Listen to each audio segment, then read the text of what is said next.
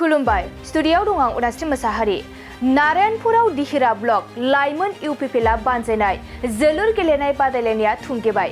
बाक्सा जिल्लानि बेन्दोंआव थानाय नारायणपुराव दिहिरा ब्लक लाइमोन इउपिपिएलजों बानजायजानाय जोलुर गेलेनाय बादायलायनाया दिनै थुंगेबाय। लाइमोनफोरखौ गेलेनाय बिथिङाव गोख्रों खालामनायनि थांखिजों आरो फेग्रा मुवा जेरै गान्जा, ड्राग्स बाहायनायनिफ्राय जानगाराव दोननायनि थांखिजों आथिखालाव बिटिआर ओनसोलाव जोलुर गेलेनाय बादायलायनाय खुंनायखौ नुनो मोनबाय थादों। थिग बेबादिनो 78थि उदांस्रि सानजों लोब्बा लाखिनानै बे जोलुर गेलेनाय बादायलायनाय खुंनाया दिनै जोबनानै थांबाय आरो बे जोलुर गेलेनाय बादायलायनायाव दिहिरा ब्लकनि सिङाव थानाय गासै गं 14 प्राइमारिफोरा बाहागो लादोंमोन। बे बादायलायनायनि जोबथा गेलेनाय बादायलायनाया सैबारि प्राइमारि आरो दुमनि प्राइमारिनि गेजेराव जादोंमोन आरो दुमनि प्राइमारिया सैबारि प्राइमारिखौ 1 गल सोनो हानानै फेजेननो हायो। बेयावनो बड'लेण्ड बुब्लिनिसिम दिहिरा ब्लक इउपिपिएल निफ्राय जोङो रोजा रोजा साबायखरखौ बावग्रोबाय।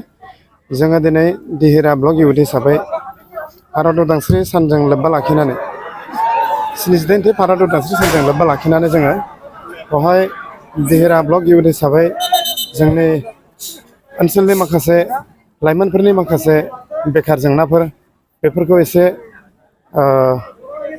बे गेलेनायनि गेजेरजों जोङो एसे फोजाखांनो थाखाय नैबे हाबाफारिखौ लानाय जादों।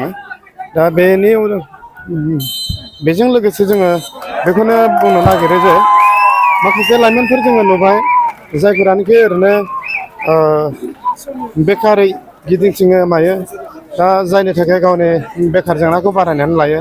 जोङो सानदों बेफोरबायदि खेला दुलानि गेजेरजों जोंनि माखासे लाइमोनफोरा समाजनि सिङाव थानाय माखासे लाइमोनफोरा जाहाथे गेलेनायनि गेजेरजों गावनि केरियारखौ मोजाङै दाना लानो हायो। लोगोसेनो बे ओनसोलनि गासै रायजो राजाफोरा गेलेनायखौ लोब्बा लाखिनानै बा नैबे गेलेनायखौ नोजोर होनानै जाहाथे उन्दै उन्दै जोलैसाफ्रा जाहाथे गेलेनायखौ एसे थुलुंगा महरै बोजबना लानो हायो।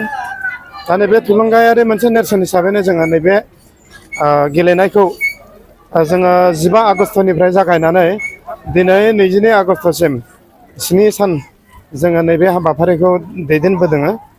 बेवहाय जोंनि माखासे लक्ष्य आरो उद्देश्यआ बेनो जाहाथे जोंनि ओनसोलनि एबा समस्तिनि माखासे बेखार जेंना एबा लाइमोनफोरनि माखासे बेकारै थानाय गिदिंथिंनाय दा बैफोरो बे समस्याखौ जाहाथे नै बेफोरबायदि खामानियाव बाहायनो हायो।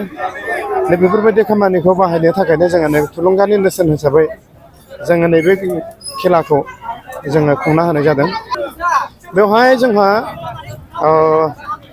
प्राइमारि हिसाबै जोंहा गासै 15था प्राइमारि दङमोन, 15था भिसिडिसि। दा बेनि गेजेरावनो जोङो पार्टिसिपेट खालामग्रा प्राइमारि हिसाबै जोङो गासै मोन 14 मोननो हादों। दा बिथांमोननि बाहागो लानायनि गेजेरजों जा गेलेनाय फैयै फैयै दिनैहाय जोबथा लामायाव मोनफैबाय। आं आसा खालामदों बिथांमोननि जि दिनैनि देरहानाय बेयो जाहाथे फैबाय थानाय समाव गोजोर जायो, अरायसम मोनफ्रोमबो गेमफोराव बिथांमोना देरहालांबाय थानो हायो। आङो बेखौनो आसा खालामदों आरो बेजों लोगोसेनो नैबे गेमखौ जोबजासे जोंहा स्पर्ट्स एस'सियेसना जोंजों हेफाजाब होनानै बेखौ बारहोहरबाय आरो लोगोसे दिनैनि बे हाबाफारियाव गासै रायजो राजाफ्रा ओनसोल नाङैनो समस्ति नाङैनो बेवहाय फैनानै जोंखौ क'अपारेट खालामबाय। बेनि थाखाय बिथांमोननिसिमबो रोजा रोजा साबायखर बावबाय। लोगोसे आलासि बिथांमोननिसिमबो रोजा रोजा साबायखरखौ बावनाय जाबाय।